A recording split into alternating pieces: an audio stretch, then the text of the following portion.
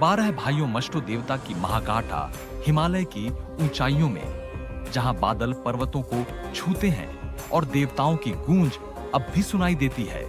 वहां मष्टो देवता की पूजा अनादिकाल से चली आ रही है। भारत और नेपाल के पहाड़ी क्षेत्रों में विभिन्न नामों से पहचाने जाने वाले ये देवता अपने अलग अलग स्वरूपों में प्रतिष्ठित हैं।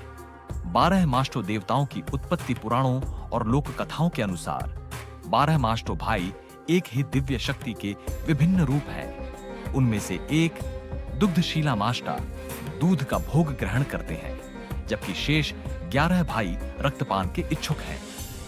इनकी आराधना में बलिदान का विशेष महत्व है और कहते हैं कि जब ये देवता अपने धामी, जिस पर देवता की सवारी आती है, में प्रकट होते हैं तो एक अलौकिक शक्ति प्रवाहित होती है। मष्टो देव का आगमन, जब किसी विशेष अवसर पर मष्टो देवता को आमंत्रित किया जाता है तो धामी एक सामान्य मानव से कुछ ही क्षणों में एक अद्भुत और भयानक स्वरूप धारण कर लेता है।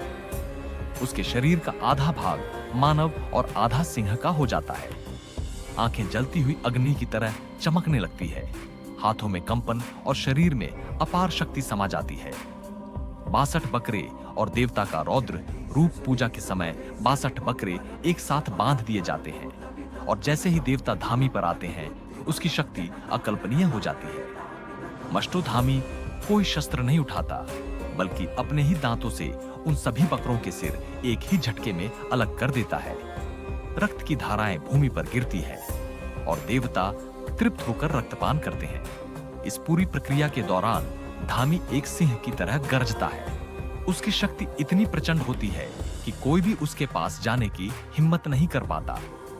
मष्टो देव की पूजा और प्रभाव मष्टो देव की पूजा करने वाले भक्त मानते हैं कि उनकी कृपा से सभी संकट टल जाते हैं। जो भी सच्चे मन से इनकी आराधना करता है उसे अद्भुत शक्ति और साहस प्राप्त होता है।